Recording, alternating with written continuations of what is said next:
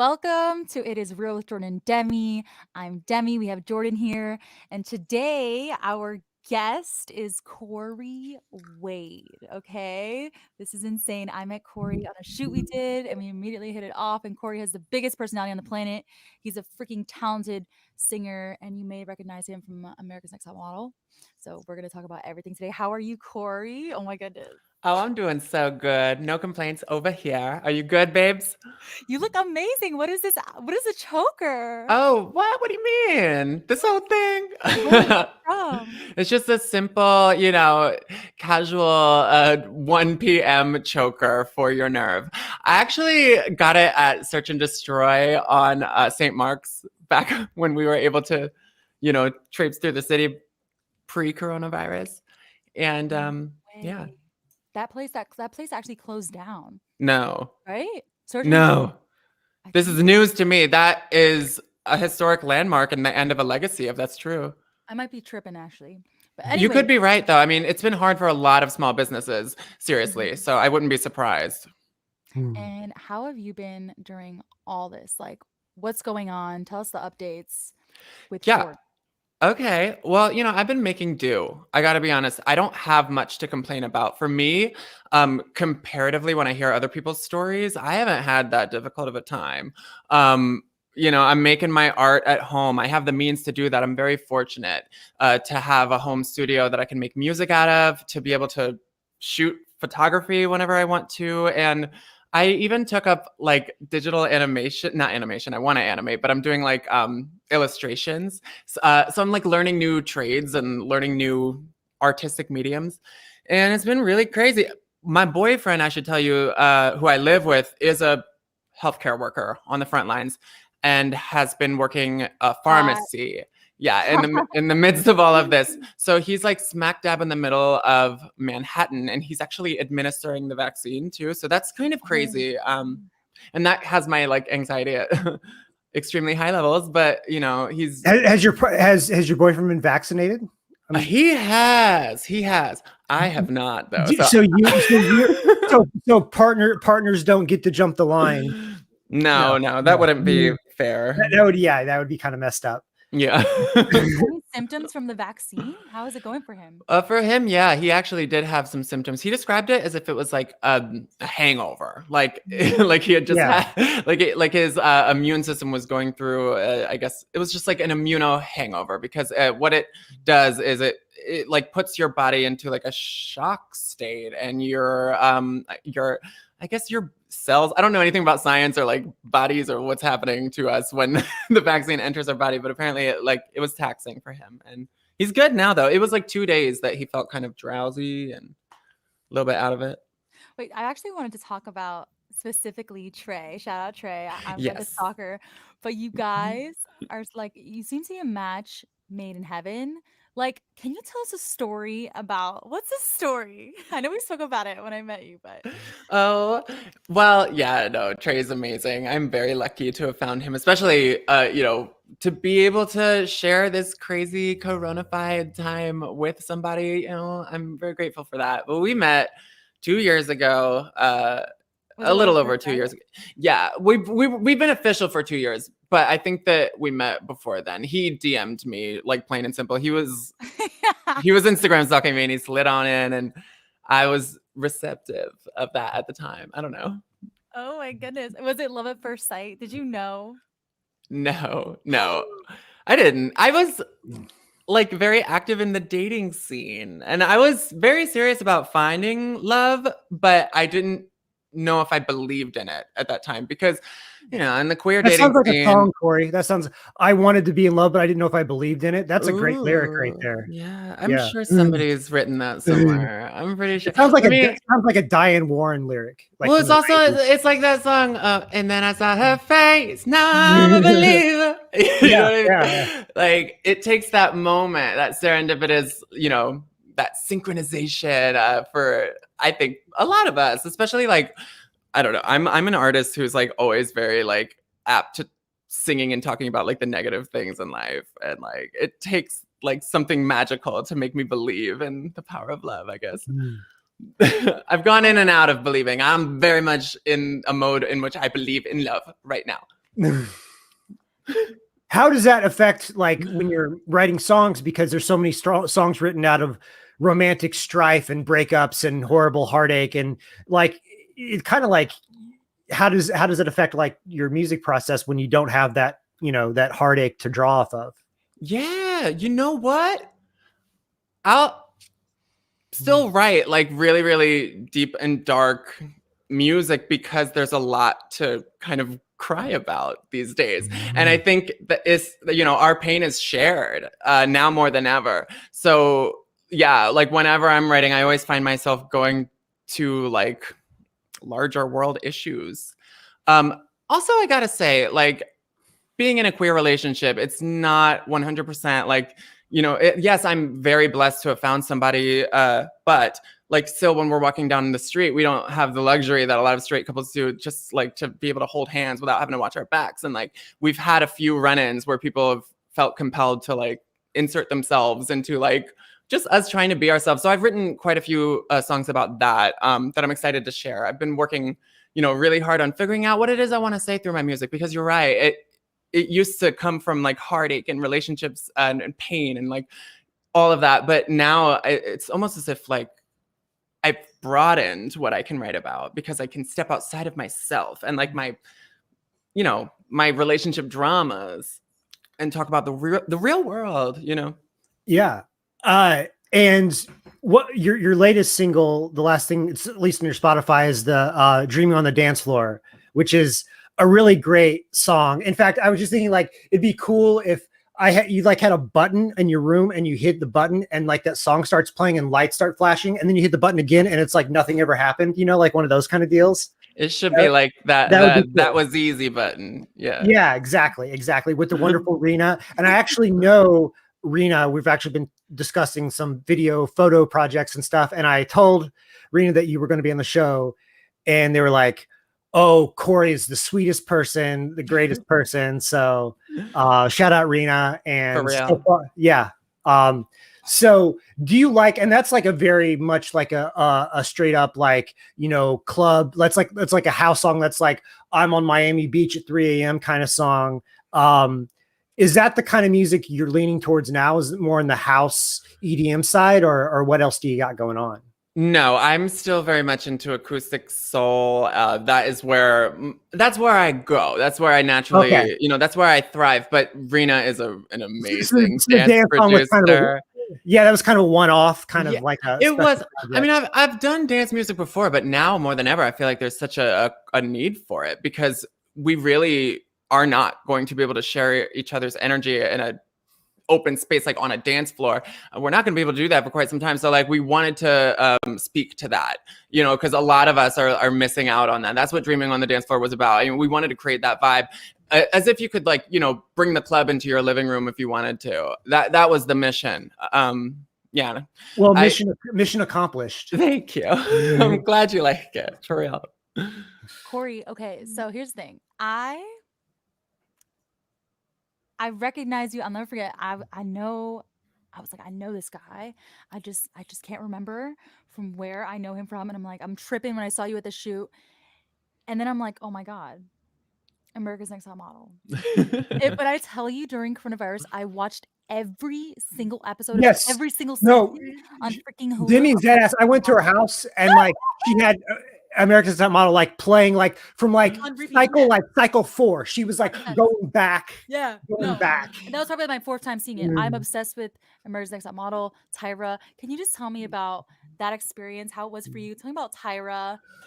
Oh, you know what? There's a lot of like mixed reviews about Tyra Banks. Like certainly in today's day and age, I mean, all of the contestants are like, you know, bringing up past trauma. I'm not one of those models. I really do appreciate her.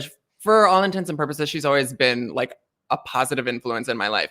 Even long before she ever knew I was alive. Like even long before I ever did that show, I was a little gay boy watching the Tyra show in the late 90s. And I remember her bringing queer people onto her show and me seeing gay people speaking on TV, like, you know, being given access to a microphone for the first time. And I just learned a lot about myself through watching her. And she's kind of she's like a low-key activist, and she's always worked to try to reshape the societal standard perception of beauty.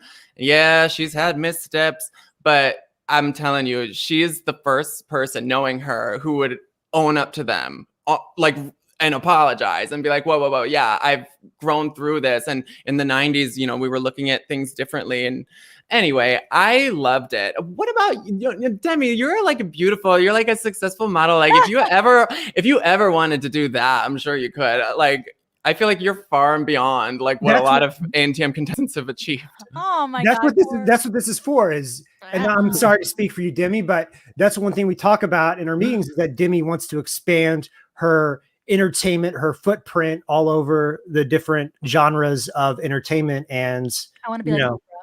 Yeah. Oh, 10 years from now, like, you know what I mean? This is like top secret though. But I speaking love of Oprah. I'm sorry, I I do. know about your journey as an activist, Oh. Cory, because that's a big part of your life. Oh yeah, I mean, I really felt compelled to make it more about like what's going on in the world than I ever made it about me. And I used to make it about me. Like I was very into myself and this vain quest for fame. That was really why I did Top Model. I just wanted to be famous. Madonna. But yeah, you know what I'm saying? But it grew into something more after I saw how my experience on the show, how it was laid out, was affecting other people who could relate around the world. I was getting DMs from kids in different countries. The show airs in 186 different countries. So that means it airs in places where differences aren't as widely accepted or understood as they are here in America, or as they should be everywhere around the world. But a little gay boy from Russia was the first one to DM me like this gut-wrenching story about how they'd been kicked out of their house because they came out to their mom after seeing me, out and proud queer person on TV for the first time, and she in turn, you know, kicked him out of the house, and he was private Twitter messaging me from a public library. And these are the stories that we don't hear a lot of the time. You know, there are kids in places all around the world, everywhere, that are still experiencing oppression at an alarming rate, and they're not getting the help. And the messaging isn't being put out to them for them to know that they are beautiful and right and fine in their own skin. So I wanted to set out to, you know, be a voice of reason for those kids, because I know growing up, I felt like, you know, even being in America where I think queer people have an easier go, I still didn't feel seen, represented. Like, no, not whatsoever. When I looked into the TV, you know, like I said, Tyra Banks, a woman, was the person who was like making me feel like I was okay as a young queer person. There's something wrong with that. I feel like, you know, we're all equal and valid and need to be seen and, you know, deserve that love, like that, I don't know, that self-love that like, I feel like everyone can attain. It's just harder for some of us because we don't receive the messaging. When you were on America's Next Top Model, you know, it was interesting season because it was new for them to bring male and female models on the same competition. And you had issues with judges about not being masculine enough and not being, you know, the typical rugged male, as I tell Demi, like the Dracor Noir kind of model. Do you feel like in the 7-8 years since you've been on the show that the fashion industry has become more accepting of people who have, you know, people who are more gender fluid, who don't have stereotypical macho looks or feminine looks? Do you think people are more open to that in the fashion industry in terms of modeling? Yes, definitely. I was on ANTM 7 years ago, so certainly things have changed. It's still a bit of a struggle. I talk about this a lot, actually. It's a bit of a struggle because if you are a brand bringing a queer person on to like model in your campaign, it's as if you are taking a socio-political stance. Right. And we haven't reached the point where like booking a queer model is just like booking any other model. You can't book a queer model without saying something because of all of the discourse in our world and how so many people, you know, have a warped view of what it means to be queer and how it like, you know what I'm going to talk, like people just just people who just are hateful, like just inherently hateful. I don't know, like who have learned hatred through their cultural exposure. They see a queer person and they will immediately be turned off to a brand. So a lot of the time it's kind of like, you know, it's like a roulette for a lot of brands who hire gay people. Like they could very well be losing business by bringing a queer person on. And that is a symptom of like just the culture and where we are. So yeah, we still have a long way to go. And that's why I get so irritated when people express as if they've had it with like trying to push the queer agenda, which is really just equality. I hate the word queer agenda or gay Me agenda. too. I hate those terms. I spoke to, I don't want to call them out too, but I was talking with a family member and they were talking about some TV show they were watching and they stopped watching it because it became too much about the gay agenda. And I was like, what is like, it's crazy. I mean, I've been accused of wanting to destroy the nuclear family. Let me set that straight right here and now. I love straight people. I wouldn't be here if it weren't for straight people. Obviously, we need straight people. Like, however, all I'm interested in is creating more space for the very many different people that exist in this world. And, you know, there's no right way to be a human being. We're so complex. I think even my cisgendered straight family will say, like, yeah, I'm complex. I'm discovering new things about myself each and every day. We got to give ourselves the permission to grow and to experience all that we are in the short time that we have, because life is fleeting. It's too short for hate. I know that sounds really like corny. I love that. No, yeah. I know it's whatever. Like, it's so sad that people need it to be tied up in a bow like that. Yeah, that's a great statement. It is. Life is too short for hate. What are you doing? So I'm tired of like, you know, so we got to just like push the love out. You know, that's all. Cory, since the moment I met you, I met someone who just seemed to know himself right off the bat. So confident, such a powerful presence. I want to know a little bit about your evolution, like as a person. Were you always that way? Like, no, no, baby. And I think the reason a lot of queer people who are like out in the world are so confident, quick-witted, have this defense mechanism built up, it's because at a younger age they had to sort those insecurities out. And I think we have to sort our insecurities out just earlier on in life, just because if we don't, like, we're not even going to be able to function just because of how much society puts on us. I don't know. Like, I think confidence is a choice. And I think we are all on our like respective journeys, like internally. And we get there through an inner dialogue that has to take place. So when you're right and ready, like that's the only time that you can really step into confidence. I always say, like, there's no point in outsourcing for validation. It's on you to know that you are right and fine. Damn. Yeah. You know what's so funny, Jordan? I was just thinking it's so great to have Cory on the show because he's a podcaster as well. And it's so easy to talk to Cory. Cory's smooth. You're very smooth with your delivery and getting your point across. Speaking of this podcast. It's so stupid. Speaking of that's a good endorsement. That's a good endorsement. I love when you're like talking about your podcast. It's so stupid. It is. And I love it's really funny to talk about it right after you're saying like how smooth I am, because this is a haphazard mess. It's a shit show and I love it. My girlfriend Nina, who was on Top Model with me, just when we get to gabbing and talking, it is like it's the least serious thing ever. It's like literally poop jokes, like fart jokes. I mean, these are the things that bring us together. Poop is funny. I don't care who you are. Like, you're gonna laugh. I've actually met Nina a few times. I didn't know you knew her. That's crazy. She was hula hooping at Elements Festival. Yeah, that sounds about right. Yeah. You guys are like on some next level. I feel like you guys are like also like with podcasting, just like a perfect match for like all that stuff. We're the yin and yang, because I'm meticulous. I'm like, I want to be perfect. And she's just like all over the place, and no shade. Like, she keeps me on my toes. It's really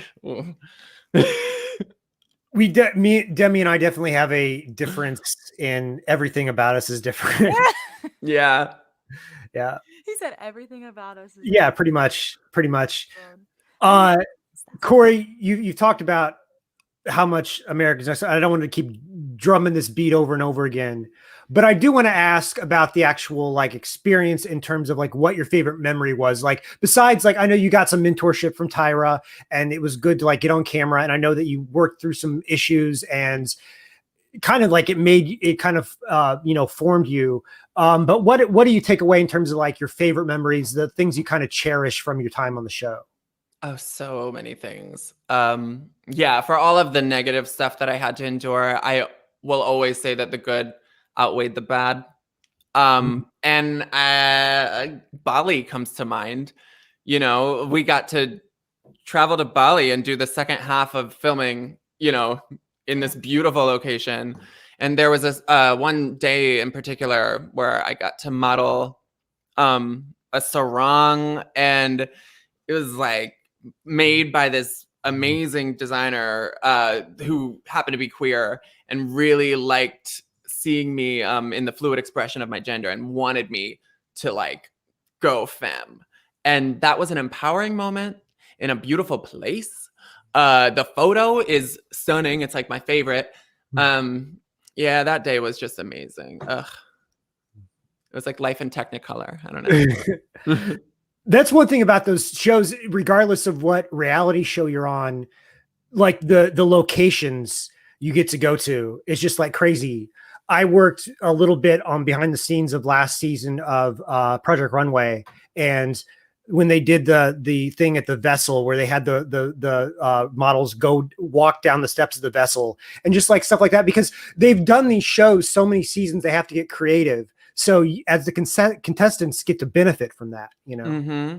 Absolutely. Yeah. It's just, I can't even fathom like that. I've actually experienced these things. I grew up really poor, and we never had the means to do any of this stuff. I had never been on a plane before the top model experience. So it was just like, oh, wow. Culture shock to the extreme. Yeah, it was beautiful. You're from Philly, right? Or yes. Yeah. Philly How do you Would you say? Philly cheesesteak? If I ate meat like that, I get the idea. Like, I understand why people love them so much. I just feel like, full disclosure, I feel like I would never poop again if I ever dared. Or you would never stop pooping again. Or that. Yeah, it's scary. Wait, Demi, you get down with the Philly cheesesteak? Well, here's the thing. I actually went during coronavirus with my friend Ash and Jolene just because we wanted to get out. And then we went and I had a Philly cheesecake and they used the Cheese Whiz. Yeah, they do. It's absurd. But Demi, you're so small. Like literally, her waist is like how? It's literally the metabolism of a hummingbird. I don't understand. Yeah, no. And I embarrassed like Demi. You know what you were eating the time like over the summer when I was at your house that one time, and I came over, Cory, and Demi was eating out of a can of frosting just with a spoon. Oh my gosh. What? I wish I could. No. That's why I break out though, because like I'll eat sugar on an empty stomach. That'll get you. But you're also very young, right? Like you're early on in life. You're 24. Okay. See, I'm 30. I think I crossed the threshold. I don't know. I think it was around like 27, 28. So it's coming. God. Can we talk about skin? Oh, sure. Yeah. You even here in person, his skin is like glass, people. Glass. What is your skin routine? Oh my gosh. Okay. I just use Cetaphil. Water, put it on my face, and like a Neutrogena moisturizer. Honestly, I can't tell you my skin regimen is better than yours or better than the next person's. The best advice I can give you is that each and everybody's skin is like so very different. So once you subscribe to a regimented like mode of taking care of it, you just have to stick to that. It's when you switch and change and like do all these different things, that's when your skin starts to, break out or like, just get like undergo stress, because like the skin is adaptable. So I don't do much. Like I've gotten into a way of just using Cetaphil and like Neutrogena, and that's saved my life. I'll also I play little tricks. You want to know some of my tricks, Miss? Please. It's like some tricks. Yeah, I feel like elusive tricks, like illusionary tricks.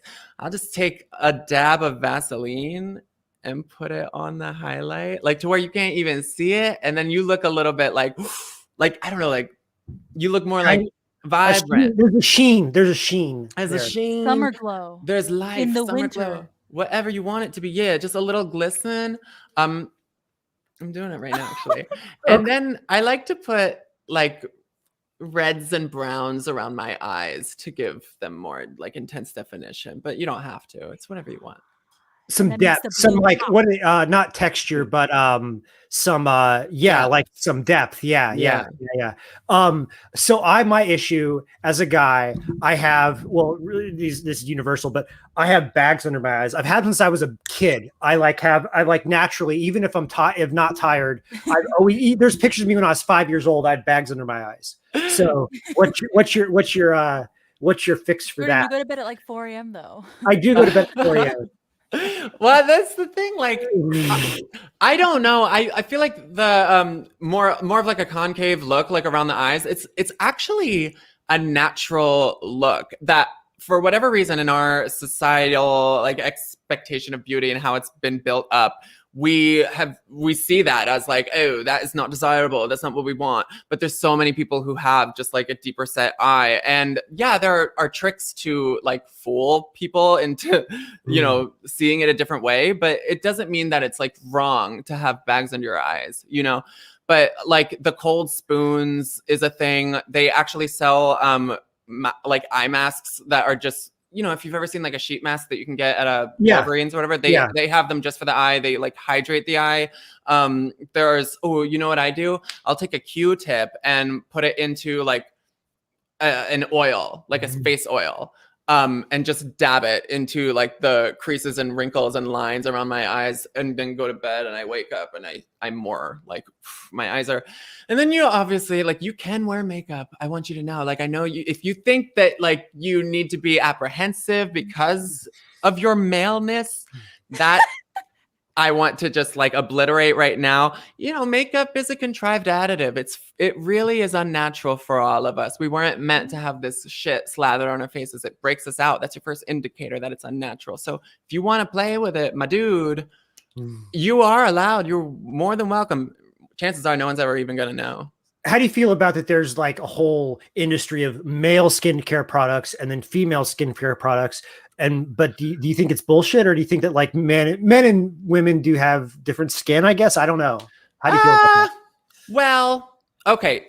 Anything makeup oriented is bullshit when it comes to, you know, male versus female, because it is literally just paint. It's just war paint. Anybody can wear it. Yeah. But men do naturally have more hair follicles than women. So there are certain products like for like facial exfoliants that are designed to, you know, cater to somebody who has more facial men have hair. whiskers. Men have whiskers. Right. Like I seriously, I struggle, like as I'm getting older, as like after I crossed 30, I started getting ingrown hairs like around here. And it was like, no, it's like, you know, it's tricky. So an exfoliant has helped me with that. If I exfoliate, then I can get a little bit of the hair and just like tweeze it out. And it's like, okay, good. But, you know, really most products are genderless. It's just, I guess, certain things that like, I guess like somebody who doesn't grow a lot of facial hair wouldn't want to exfoliate as much as somebody who does.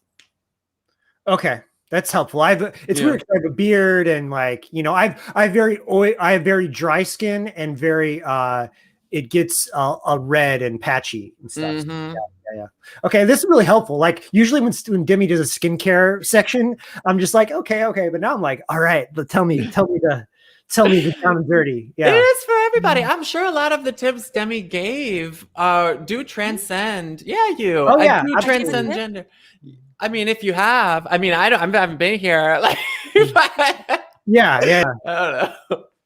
Cory, what about like you're a model, entertainer, podcaster, artist, like all around public figure. How do you balance it? How do you like keep your head together and like keep focused? Girl, I am not balanced or focused. I am kind of a mess, and I'm just embracing that truth about myself now. Like I'm so done with trying to be perfect. I'm a Virgo, and I'm a classic Virgo, so I have a natural tendency to want to edit myself and make sure that I'm showing up like my best in every single moment, but that's unrealistic. So knowing that life is so short and I have all of these things I'm passionate about and I want to do, I'm just like, let me fall in love with the process separately for each and everything that I'm doing. So like if I'm making music, don't make the music, this is me talking to myself, Cory, don't make the music with an end goal or with a deadline. Make the music because you love making music. And so each and every like minute that you're spent, just this morning, I was in the studio and I was just enjoying myself. The same goes for podcasting with Nina. That shit is not perfect. Let me tell you right now, that is a hot mess. So we just enjoy ourselves in the moment. We have cocktails, we have fun. We used to hang out like once a week, as it were, like before Corona. So now we get to do it on this platform and people get to see. So we're just enjoying ourselves. That's the secret. Make sure you're having a good time. If you're not, what's the point? Seriously, like it's not perfect. I'm a shit human. I'm telling you that right now. Like I screw up all the time, but I'm enjoying myself. You know? We can tell. And I gotta, your lighting setup's great too. Oh, it's natural light. This is natural light. Oh, you've got a good window. Oh, dude, it's huge. You're in New York too, right? I am. Okay. We're like in like, at least I'm in like a tiny Brooklyn box apartment. So that's okay. I've definitely lived through a few of those in my day. You're so inspirational, Cory. Like I can't even wrap my head around, like, I'm excited to see where your career is going to take you. I can only like imagine the endless possibilities right now. Is music your main thing right now, or do you still care about like, I mean, I know the podcast is kind of like a fun diversion, but you've done some hosting, you've done some, some more acting, you did some musical theater way back in the past. So where is music your main thing right now? I don't know. I don't know that I have a main thing. It's something I love and something that I will always do. So I'm never going to stop making music, but I don't think you have to. That's a misconception. I think that you have to focus on one thing in order to have success. Like when I found success for one of my songs that I made in my room, in my home studio, Touch, it wound up on The Young and the Restless, the soap opera, right? But I was not dead set on making that happen. Like the most successful moments I've had were just born out of me throwing myself into whatever it is I was doing at the time. And then it just happened.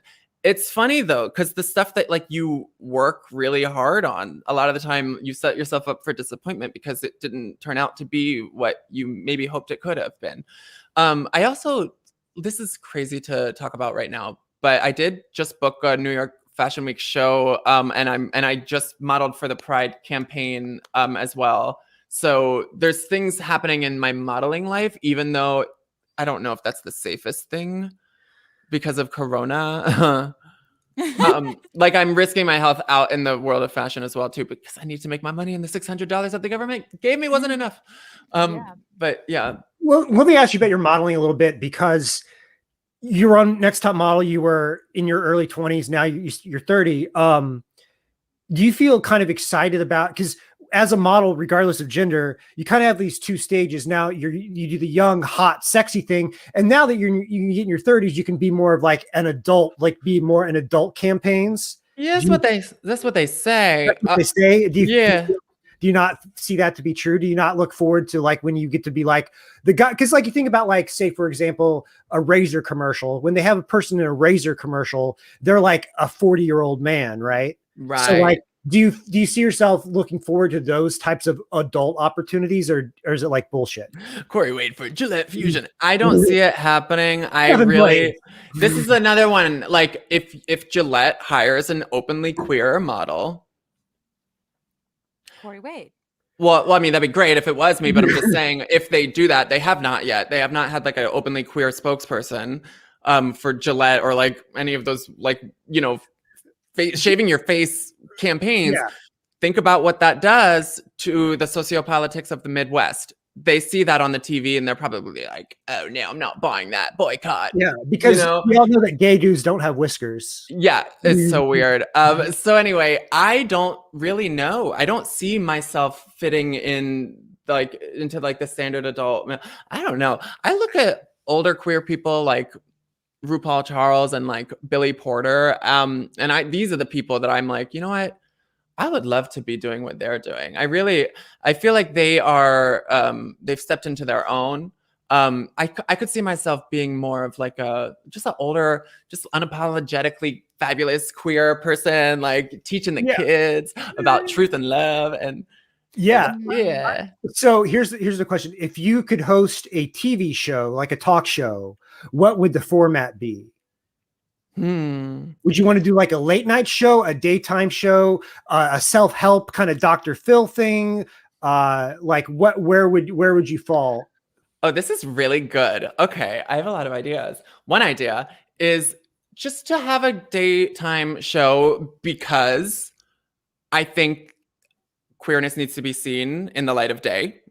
It's not something that just exists after hours, you know, like after we go home from the club, we go to bed and we wake up and we have to like navigate real life. So I would love to see queer people talking in a daytime setting. I want to do a round table show. Ooh, I just had a genius idea. All right, you've seen The View, right? It's a round table of like middle-aged women who just have a lot of feelings and maybe they disagree, but they all political differences. Yeah. They all get along in the end though. They're sisters, a sisterhood.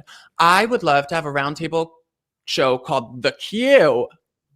And it's a daytime talk show. It's called The Q and it's all queer voices, but they're just like in their day-to-day life. But I think it'd be cool that format, and then you have mainstream celebrities on as guests, like whoever is like promoting their movie, they get to go on The Q, and that's like on their media tour. Like, that'd be so awesome. If like Chris Pratt or not Chris Pratt, maybe that's a bad example, but no, it's a great example. Yeah, I love him. Yeah. Or just whoever acting name on top of your head, they just come. That's like on their media tour. So we've already made this show.